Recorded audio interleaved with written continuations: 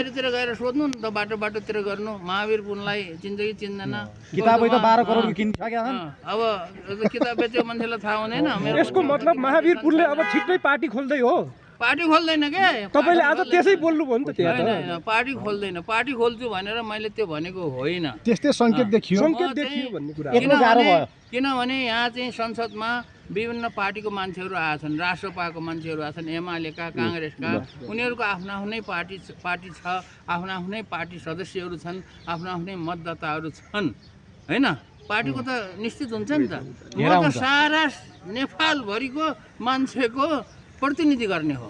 अहिले उदाहरणको लागि तपाईँहरूलाई थाहा छैन कुनै पनि जिल्लामा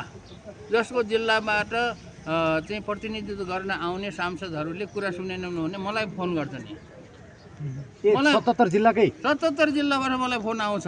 मैले भन्छु तपाईँहरूको संसदलाई फोन गर्नु न तपाईँहरूको संसदलाई कुरा राख्नु भन्दाखेरि मेरो घर सुनेनन् उनीहरूले म त 77 वटा जिल्लाको सांसद हो नि किन आउँछ त उसो भए म 77 जिल्लाको सांसद नभएपछि 77 जिल्लाबाट मलाई किन फोन आउँछ पार्टी खोल्नु विज्ञान प्रविधि पार्टी खोल्नु पर्यो पनि मेरो पार्टी नभए पनि म म्याग्दी जिल्लाको मात्र होइन म 77 जिल्लाको सांसद हो 77 जिल्लाको मानिसहरूले